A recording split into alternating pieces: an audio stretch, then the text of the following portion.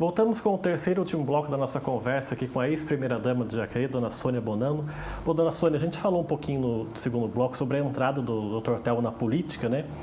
E se não me engano, as fotos que a gente tem aí, que a gente vai mostrar agora, são exatamente daquele dia que o Toninho Nunes passou o poder para ele, né? O Dr. Telmo aí assinando o documento. Você vê que ele era bonito, né? O Toninho Nunes está do lado dele ali, né? É, isso mesmo. Pode passar a próxima foto, aí a senhora ali sentada.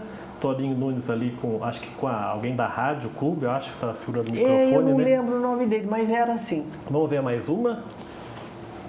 Aí ele fazendo um discurso ali durante a posse, né, que eu ia passar. Pode ir. Aí vocês dois na foto. Tá vendo? É um casal bonito, né? Era bonito mesmo. Aí é a transmissão do cargo da prefeitura. Isso. Vamos ver a outra. A outra acho que é mais recente, 2009. Isso é do casamento do meu filho, é bem mais nova mesmo. De 2009, vocês dois ali, acho que no casamento, né? Aí a senhora contou que então ele foi vice-prefeito do Toninho Nunes. Em 76, que foi a eleição que o Benedito Sérgio Leicioni ganhou, ele não sei se participou daquela eleição ou não. Não. Em 82, aí no PMDB, ele foi eleito prefeito. Isso, porque quando ele foi eleito vice-prefeito, meu sogro disse para ele que seja a última vez que você é vice. Tá? O dia que você quiser se candidatar a alguma coisa, você se candidata ao cargo, não ao vice do cargo. Tá? E assim, porque a vida se encaminha do jeito que deve ser. E em 82, aí ele saiu candidato. É responsável, muito responsável por isso. O Demésio foi incentivador dele ser candidato. Foi o vice dele, né? Foi o vice dele, mas na verdade ele foi falar com o Telmo, ele que fez todo um convencimento. Tinha toda uma motivação nessa época, porque a gente estava querendo sair da coisa dos governos militares, e aí era um movimento, era uma época efervescente na política. De redemocratização. Era uma coisa muito empolgante o que acontecia naquele momento, era um momento histórico. Em 82 foi uma eleição completa, foi para governador, deputado, vereador, prefeito, e o PMDB só perdeu em uma capital. Em todas as outras o PMDB ganhou, né? Foi um movimento, uma época especial na política, foi assim uma coisa avassaladora, inclusive da participação popular, né? Porque as pessoas estavam extremamente motivadas, muito diferente do que tem hoje, que hoje as pessoas estão motivadas, mas num campo de muita violência. E na época não tinha isso, porque na verdade os militares estavam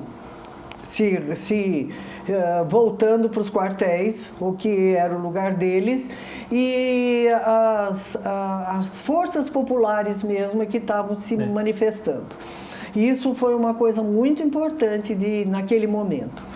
O que a senhora lembra daquela campanha? Eu lembro que uma vez, não sei se a senhora vai lembrar, eu estive na sua casa lá no Santa Maria entrevistando o Dr. Telmo com um gravadorzinho que eu tinha lá, acho que foi em 2007, por aí, 2008. E ele falou dessa campanha de 82 com uma música do Gonzaguinha. Que levava toda a campanha. Lógico, é lógico. Você tinha um movimento, você era um menino nessa época, que eu me lembro de você lá, um garotinho. Mas o movimento era especial, o momento era especial por causa disso, porque não era na política, era nas artes, de uma forma geral, a população estava muito motivada.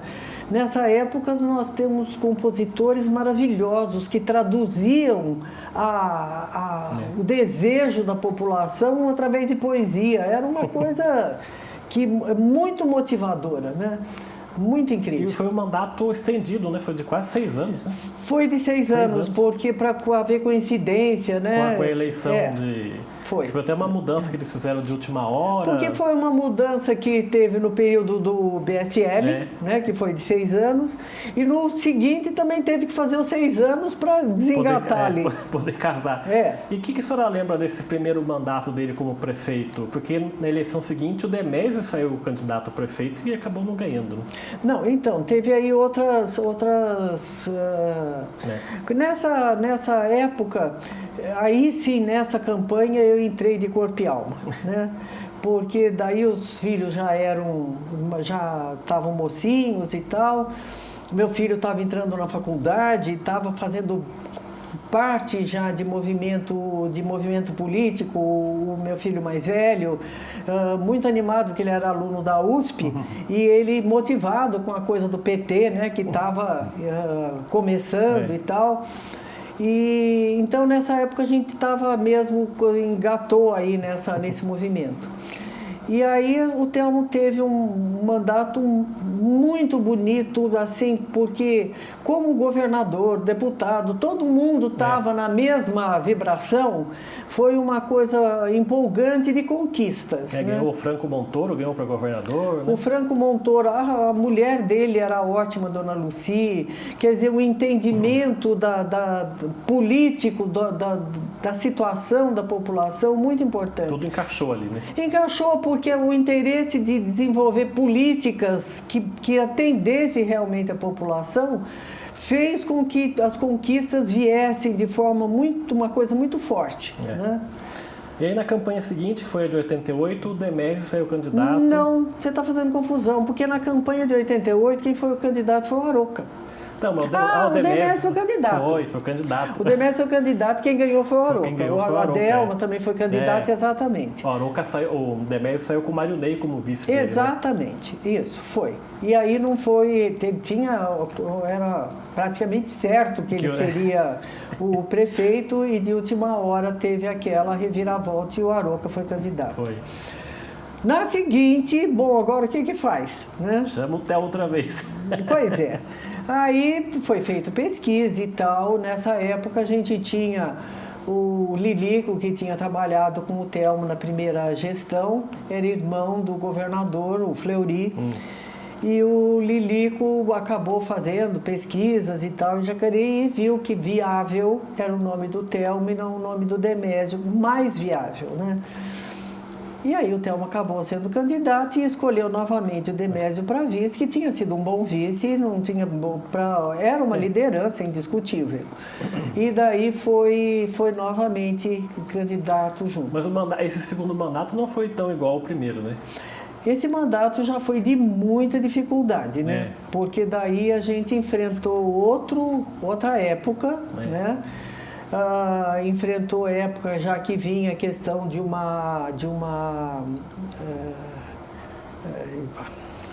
coisa de preços, que foi inflação, uma barbaridade, uma coisa maluca. A inflação. Né?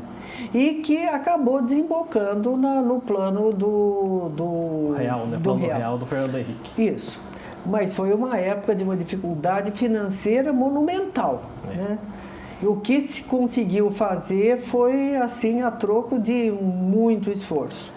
Mesmo assim, houve conquistas e a gente fica satisfeito. Outro dia ainda falava com o Isaías que a gente, na prefeitura, se fica achando que você está fazendo coisas incríveis, para lá fora está todo mundo dizendo assim, não está fazendo nada. E porque ele inclusive foi muito crítico do Telmo, mas acontece que essa é uma questão real, né? Que você está dando sangue lá dentro para fazer o que pode, mas você se depara com uma quantidade de problemas que não dá conta.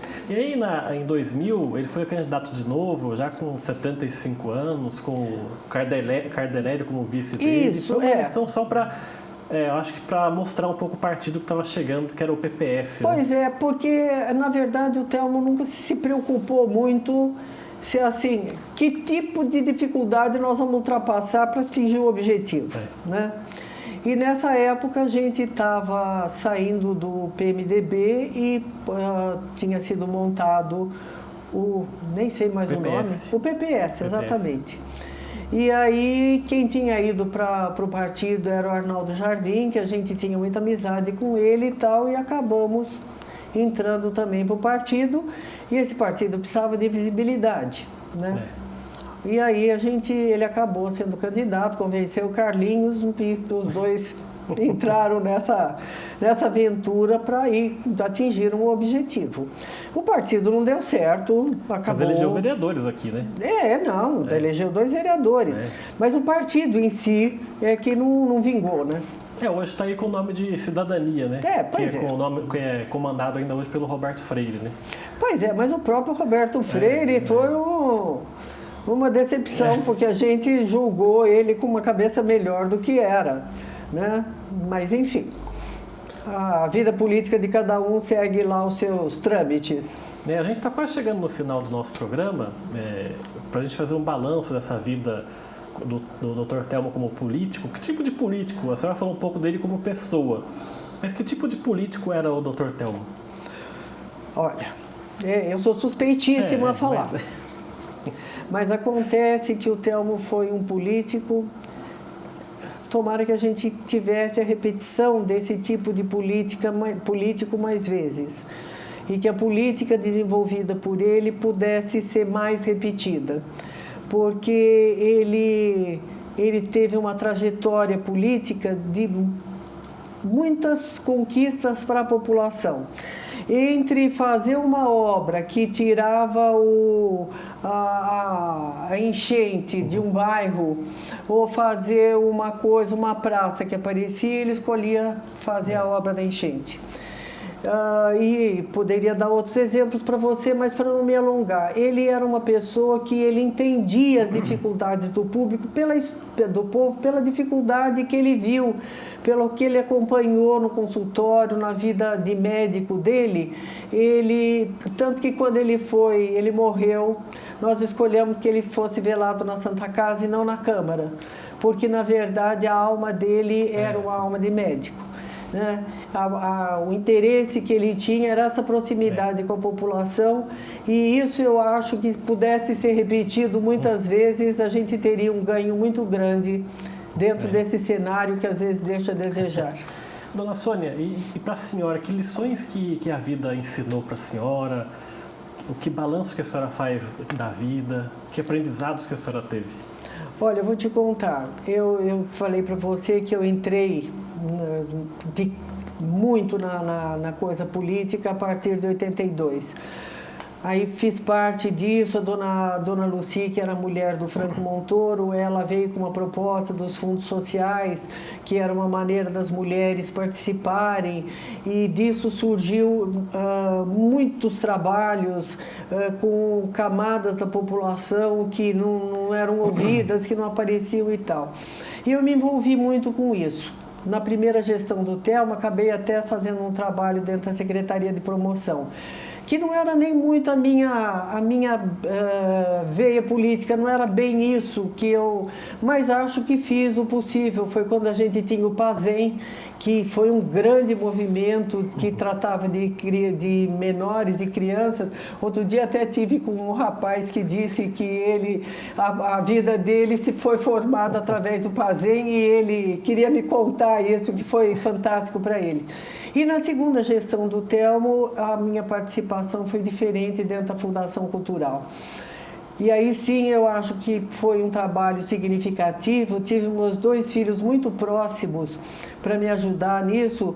O Telmo, meu filho mais velho, que veio trabalhar comigo com o meu assistente até sem salário, né? Porque ele não podia ser contratado, mas eu cuidava dessa parte para ele poder me ajudar, porque ele tinha uma vivência na área cultural em São Paulo muito grande, porque ele tinha feito parte no governo da Irundina da formação das escolas de iniciação artística. Então isso fez uma diferença muito grande para o nosso trabalho aqui na Fundação Cultural. E eu acho que funcionou, porque a Fundação Cultural se fortaleceu e hoje desenvolve um bom trabalho e tal. Nós tínhamos outros planos, uns planos até mais ambiciosos, mas deu no que deu, e eu considero que fizemos a nossa parte. De coração e mente tranquila em relação a isso. E a senhora, como falou lá no primeiro bloco, continua sendo uma católica não praticante? Não, eu digo que eu sou cristã, mas a minha religião não tem nome, né? Não precisa ter, né? As coisas que eu acredito são minhas, do meu coração, e eu acho que a melhor religião que a gente pode ter é ser uma pessoa boa, decente e ser feliz com a gente mesmo, que a gente faz a felicidade do grupo que está em volta. E a senhora falou que não é uma pessoa saudosista, não. Né? Não é uma pessoa assim com melancolia. Assim, de jeito algum. A senhora é uma pessoa que fica sempre pensando na frente? Como é que é a sua rotina? Eu digo que a frase que eu... Nem na frente, nem para trás. Eu costumo dizer que eu tenho horror da pessoa que diz assim, eu era feliz e não sabia. Não, eu sou feliz e sei que eu sou feliz, está ótimo o momento que eu estou vivendo. Porque se eu tenho uma religião, se eu acredito em Deus, eu penso que Ele me dá o que eu posso ter de melhor. E o que eu tenho, eu amo o que eu tenho. Tá? Tenho uma família ótima, 2 filhos, 3 netos, irmãos, família de irmãos, está ótimo, estou feliz com o que eu tenho. Tá certo, eu quero agradecer muito a sua presença aqui, muito obrigado por ter compartilhado um pouco das suas histórias aqui com a gente aqui no nosso programa. Eu que vou agradecer, Romero, porque de você ter paciência de escutar aqui todo esse tititi da nossa vida. Obrigado pela sua presença. O programa Gente em Destaque fica por aqui. A gente volta numa próxima oportunidade. Até lá.